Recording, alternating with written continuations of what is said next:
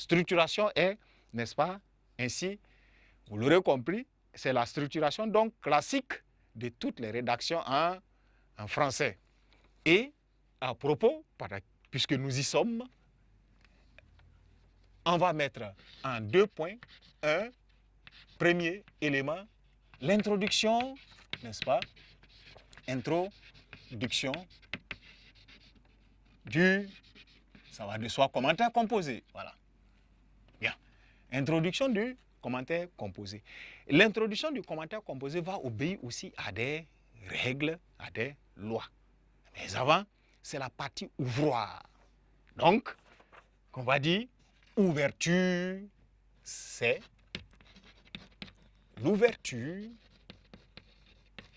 n'est-ce pas, de l'analyse.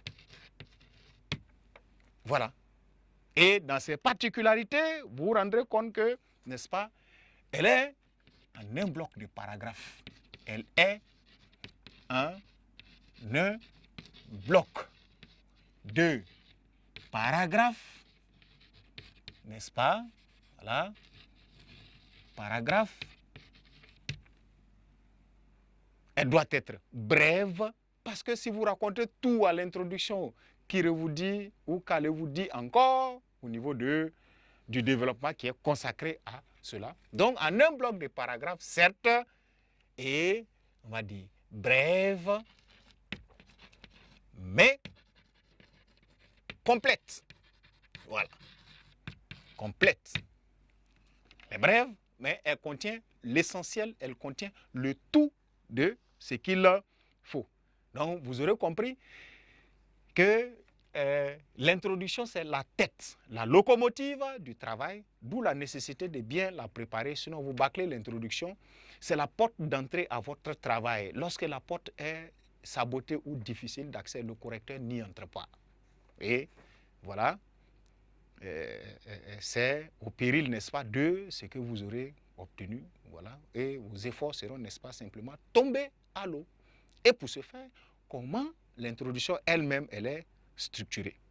Elle obéit à une règle de production, comme je viens de vous le dire, n'est-ce pas? Les étapes sont hermétiquement liées et en toute introduction, vous allez d'abord en premier tirer comme ça, voilà, ce que nous allons appeler l'amorce.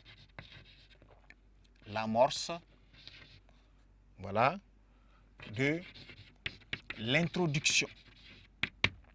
L'introduction, c'est-à-dire le démarrage de l'introduction. La tête de l'introduction qui est elle-même la tête de l'ensemble du travail. Et dans l'amorce de l'introduction, nous allons dire que, au fait, c'est pour éviter que le travail commence brusquement, sans préliminaire, n'est-ce pas, sans voilà, une prédisposition de l'esprit du correcteur à vous suivre aisément, qu'il faut commencer par une étape d'amorce. Et l'étape d'amorce, nous allons la subdiviser. Il faut d'abord, cette fois en astérisque, contextualiser, n'est-ce pas? Contextualiser.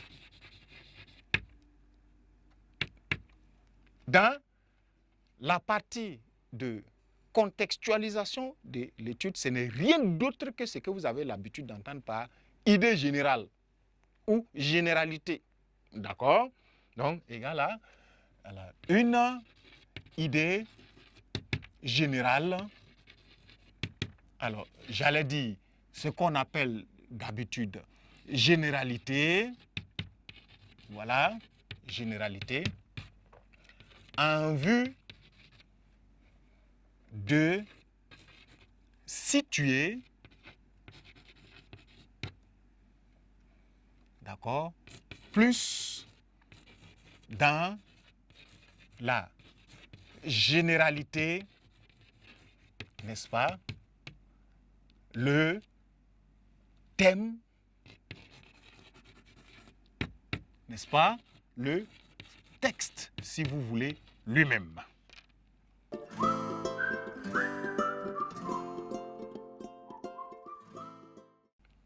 Pour ne pas que l'analyse commence brusquement. Voilà. Trouver un élément, un mot-clé, voilà, exactement comme on vous a appris ou on vous l'apprend, n'est-ce pas, à faire une généralité. Mais on évitera les généralités trop vagues et trop larges, depuis avant. Bon, si on parle de la mort dans un texte et que vous devez commenter pour contextualiser, si vous partez tomber à depuis avant, c'était quand précisément?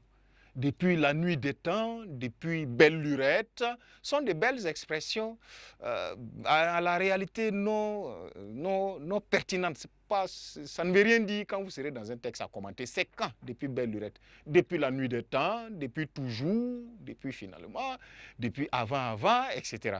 Donc, ce sont des expressions desquelles il faut se détacher. Néanmoins, on peut utiliser de nos jours, à nos jours, aujourd'hui. Voilà, c'est dissible, on peut le dire. Ainsi, voilà ce que c'est que la partie contextualisée. C'est en gros une idée générale, la généralité en vue de situer plus dans, excusez du jeu de mots, dans la généralité, dans la réalité plus générale, le thème du texte ou en tout cas le texte lui-même. Cela fait, un deuxième élément, vous allez procéder à la présentation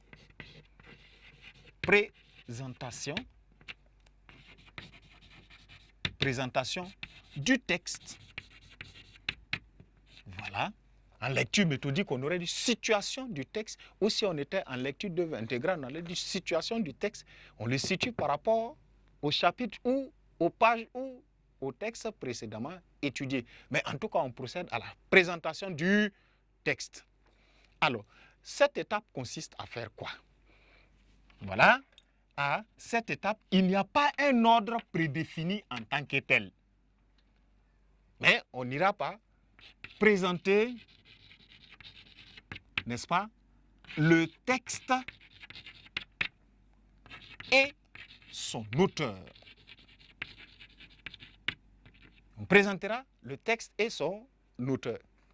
Et quand il va s'agir de présenter le texte et son auteur, on n'a pas dit le texte ou son auteur, les deux doivent apparaître. Vous l'aurez compris, c'est une manière de vous dire d'exploiter tous les éléments du paratexte qui vous sont donnés. Aucun texte à commenter ne va venir sans ces informations-là. On ne vous demandera pas de les inventer. A priori, peut-être c'est ce qui fait que d'autres estiment même que le commentaire composé est l'exercice le plus facile. Parce qu'il vient avec ces éléments pour se faire analyser lui-même. Donc, quand il s'agit de présenter le texte et l'auteur, faisons ainsi, quand il va s'agir du texte, le texte, vous faites la présentation à partir des ressources qui vous sont offertes. Si le texte a un titre, dans votre introduction, ce titre-là, s'il ne ressort pas, c'est pas bon. C'est vice de forme. Donc, titre, source. Donc, le texte, quand il va s'agir de présenter le texte, son titre, les sources, c'est-à-dire origine du texte. D'où vient le texte? Dans origine, comprenez l'œuvre, etc., la page, etc. Et toutes ces notions, tous ces éléments-là seront donnés forcément dans le paratexte. Le paratexte est l'ensemble de tous les éléments qui entourent le texte, qui ne font pas partie du corps brut, du corps global comme ça, concerné par l'analyse, c'est-à-dire le texte, le corps du texte lui-même.